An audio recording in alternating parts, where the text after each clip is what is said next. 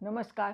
Indian cultural आर्काइव्हजतर्फे म्हणजेच भारतीय सांस्कृतिक संचित या माझ्या यूट्यूबवरील चॅनेलतर्फे आपल्या सर्वांचं स्वागत करत आहे. आणि ह्या चॅनेलमध्ये ह्या ललिता देवीच्या नामाच्या आधी मी भगवद्गीतेवरती सुद्धा व्याख्यानं दिलेली आहेत आणि त्या पहिल्या त्या 18व्या अध्यायापर्यंत त्याचा अर्थ सांगितला आहे. आता यामध्ये ललिता देवीच्या असणाऱ्या 1000 नामांचा मी अर्थ आपल्याला सांगणार आहे. हे ललिता देवीची असणारी नामं व्यासाने जी पुराणं रचली त्या ब्रह्मांड पुराणामध्ये हयग्रीवानी अगस्ती ऋषींना सांगितलेली आहे. त्यापैकी काही नामांचा विचार आपण मागील भागात केलेला आहे. आता आपण पुढील नामांचा विचार करू. आता आपण देवीच्या पुढल्या नामांचा अर्थ पाहू. व्यापिनी विविधाकारा विद्या विद्या स्वरूपिणी महाकामेशनयन कुमुदाल्लाद कौमुदी. व्यापिनी याचा अर्थ ती सर्वव्यापी आहे. विविधाकारा म्हणजे तिची निरनिराळी रूप आहेत. विद्या विद्या स्वरूपिणी याचा अर्थ विद्या आणि अविद्या अशा दोन्ही स्वरूपात राहणारी. महाकामेश नयन कुमुदाल्लाद कौमुदी. महाकामेश म्हणजे महाकामेश्वर. नयन याचा अर्थ डोळे आणि कुमुद म्हणजे पाण्यातील कमळ. कौमुदी याचा अर्थ कार्तिक महिन्याचा चंद्र असा आहे. याचा अर्थ असा आहे की ती सर्वव्यापी आहे, निरनिराळी रूप आहेत. विद्या अविद्या अशा दोन्ही रूपात दिसून येते. ज्याप्रमाणे चंद्रप्रकाश हा पाण्यातील जी कमळ असतात त्यांना चंद्रविकासी कमळ असं म्हटलं जातं. हा चंद्रप्रकाश त्यांना फुलवतो, आनंदित करतो. त्याप्रमाणे महाकामेश्वराच्या डोळ्यांना ती आनंद देत असते. भक्त आर्ध तमोमय भानुवत भानुसंतती शिवदूती शिवाराध्या शिवमूर्ती शिवंकरी. भक्त आर्ध तमोभेदत. भक्त आर्ध म्हणजे भक्तांच्या अंतःकरणातील. तम म्हणजे अंधार किंवा अज्ञान, म्हणजे ती अज्ञान दूर करते. आणि त्याचप्रमाणे आपल्या भक्तांच्या अज्ञान दूर केल्यानंतर शिव हा तिचा दूत आहे असं मानलं जातं. शिवाराध्या, शिवाने पण तिची आराधना केली आहे. शिवमूर्ती, शिव हे तिचे रूप आहे. आणि ती शिवंकरी आहे म्हणजे सर्वांचं मंगल करणारी आहे. भक्तांचं ती कल्याण करते, त्यांना सुख देते. शिवप्रिया शिवपरा शिष्टेष्ठा शिष्टपूजिता अप्रमेया स्वप्रकाशा मनोवाचाम गोचरा. शिवप्रिया म्हणजे शिवाची प्रिया आहे, आवडती आहे. शिवपरा शिवाच्या पलीकडे आहे. शिष्टेष्ठ आहे म्हणजे ज्ञानी लोक जे आहेत तेही तिच्या अर्थातच काय म्हणावं लागेल पूजा करतात. शिष्टपूजिता, शिष्टेष्ठा शिष्टपूजिता म्हणजे तेही तिची पूजा करतात. अप्रमेया ती प्रमेय आहे, अनंत आहे. स्वप्रकाशा म्हणजे स्वयंप्रकाशी म्हणजेच ती सेल्फ ल्युमिनस आहे. जसा सूर्य स्वयंप्रकाशी आहे तशी ललिता देवी सुद्धा स्वयंप्रकाशी आहे. चितशक्ती चैतना रूपा जडशक्ती जडात्मिका गायत्री व्याहृती संध्या द्विजवृंद निषेविता. चितशक्ती चैतन्याची शक्ती आहे. चेतना रूप आहे म्हणजे सदा शुद्ध चैतन्य आहे. जडशक्ती आहे, जड भौतिक वस्तूंची सुद्धा ती शक्ती आहे. जडात्मिका आहे, जड वस्तूंच्या अंतर्यामीचे सार आहे. ती गायत्री आहे. व्याहृती आहे, व्याहृती म्हणजे बोलावणे, गायत्री मंत्रातील व्याहृती ती संध्या आहे. आणि द्विजवृंद निषेविता ब्रह्मवृंदानी पूजलेली आहे असा त्याचा अर्थ आहे.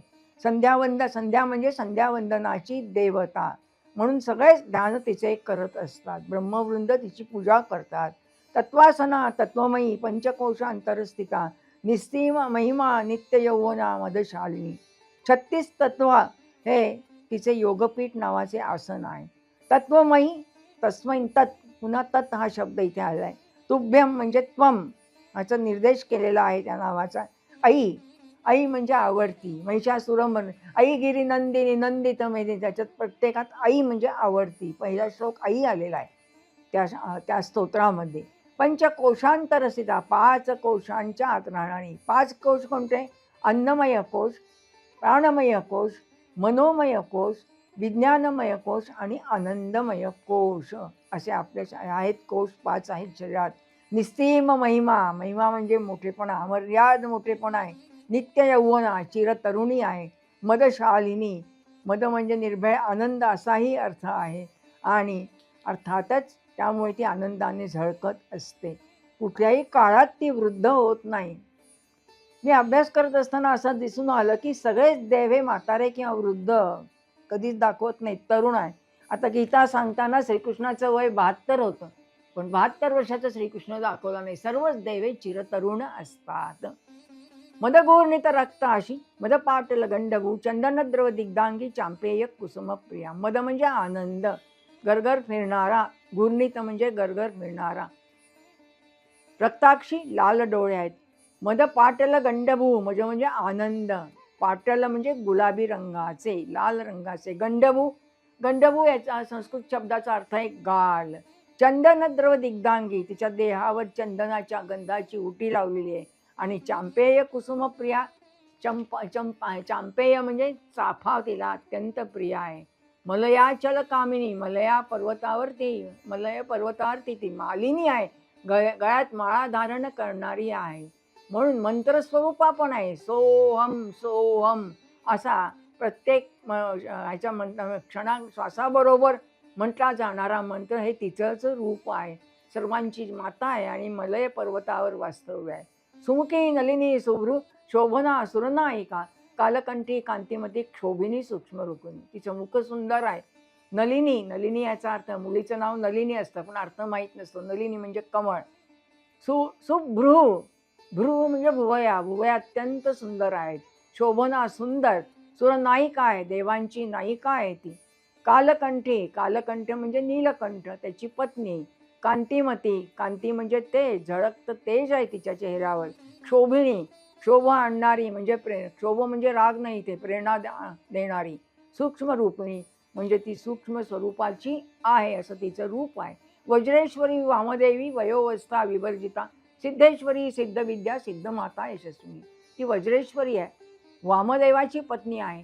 वयोवस्था विवर्जिता, वयाच्या अवस्थांमध्ये तिचा कधीही बदल होत नाही.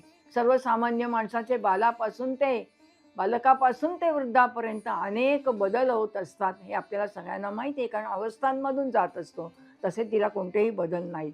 सिद्धेश्वरी, सिद्धांची राणी. सिद्धविद्या, चिरंतन ज्ञान असणारी. सिद्धमाता, सिद्धांची माता आहे आणि यशस्विनी आहे, म्हणजे ती यशवंत आहे. सिद्धविद्येचा संबंध हा अर्थातच श्रीविद्येशी येत असतो. अनेक सिद्ध पुरुष आहेत, ते तिची आराधना करतात. विशुद्धी चक्र निलया रक्तवर्णा त्रिलोचना खट्वांगादी प्रहरणा वदनैक समन्विता. विशुद्ध चक्रात राहणारी, आरक्तवर्णा म्हणजे लालसर गुलाबी रंगाची असणारी, त्रिलोचना 3 डोळे असणारी, खट्वांगादी प्रहरणा, खट्व म्हणजे सोटा, सोडगा इत्यादी आयुध जे आहेत शस्त्रांनी सशस्त्र असणारी, आणि वदनैक समन्विता म्हणजे एकच मुख असणारी असा आहे. म्हणून एकरूपता दर्शवलेली आहे सगळ्या षटचक्रांची. पायसान्न प्रिया तत्सा पशुलोक भयंकरी अमृतादी महाशक्ती संवृत्ता डाकिनीश्वरी. पायसान्न, पायस म्हणजे दूध, दुधापासून केलेले तिला सगळे पदार्थ प्रिय असतात. त्वक्स्था म्हणजे त्वचेंद्रियाची, त्वचेची, स्किनची देवता आहे. पशुलोक भयंकरी, अज्ञानी जीवांना किंवा पशूंना ती घाबरवून टाकते. अमृतादी महाशक्ती संवृत्ता, अमृता आणि मोठ्या 16 शक्तीने परिवेष्टित झालेली. आणि डाकिनी, डाकिनी हे तिचे नाव आहे असं आपल्याला सांगता येईल. अनाहताब्ज निलया श्यामाभा वदनद्वया द्रष्टोज्ज्वलाक्षमालादी धरा रुधिर संस्थिता. अनाहत चक्रात राहणारी म्हणजे हृदयात राहणारी, श्यामाभा श्यामलवर्णाची, वदनद्वया 2 वदनांची, दंशोज्ज्वला, दंष्ट्र म्हणजे दाढांमुळे शोभिवंत दिसणारी, अक्षमाला धरा, अक्षमाला धारण करणारी, रुधिर संस्थिता, रुधिर म्हणजे रक्त, तेव्हा मनुष्याच्या रक्तात निवास करणार. याचा संबंध आपल्याला विज्ञानाशीही लावता येतो. एखादा मनुष्य पेल दिसत असेल, निस्तेज दिसत असेल, तर त्याच्या रक्तामध्ये काय रक्त कमी आहे का असं डॉक्टर पहिल्यांदा तपासायला सांगतात. म्हणून त्याला आपल्याला असं म्हणावं शक्ती असावी लागते, रक्तातही तिचा निवास असतो. काल रात्रादी शक्त्यग वृतास्निग्ध उदनप्रिया महावीरेंद्र वरदा राकिण्यंब्या स्वरूपिणी. याचा अर्थ असा आहे, हा श्लोक आहे तो 491 श्लोक आहे. स्निग्ध उदन प्रिया, स्निग्ध म्हणजे तूप, ओदन म्हणजे भात, तुपात माखलेला भात तिला आवडतो. काल रात्र याचा अर्थ असा आहे, काल रात्री अनेक शक्ती तिच्या सेवेस तयार आहेत. भातही आवडतं. महावीरेंद्र वरदा, मोठ्या योद्ध्यांनाही अर्थातच ती वर देत असते. राखीण, राखिण्यंब्या स्वरूपिणी, तिचं रूप हे राखिणी मातेचं आहे. म्हणजेच ती अनाहत चक्राच्या मध्यभागी राहते. मणिपुराब्ज निलया वदनत्रय संयुता वज्राधिका युधोपेता डामर्यादी विरावृता. मणिपूर चक्रात वास्तव्य करते. वदनत्रय संयुता 3 वदन असणारी आहे. वज्राधिका युधोपेता, आयुध म्हणजे शस्त्र, वज्रासह 4 आयुध तिच्यामध्ये आहे. वज्र आहे, शक्ती आहे, दंड आहे आणि अभय. आपले सगळेच देव अभय रूपामध्ये आहेत. अभय देतात, घाबरू नको असं भक्ताला सांगत असतात. रक्तवर्णा मांसनिष्ठा उडान्न प्रीतवासना प्रीत मानसा. रक्तवर्णा म्हणजे रक्तासारख्या लाल रंगाची आहे आणि मांसाधिष्ठित असणारी. इथपर्यंत आपण 500 श्लोक पाहिले. ती कशा कशात आहे, तिला काय काय आवडतं, तिचं स्वरूप कसं आहे याचं वर्णन या 100 नामात आलेलं आहे. आपण हे सर्वांनी ऐकून घेतल्याबद्दल आपल्या सर्वांना धन्यवाद.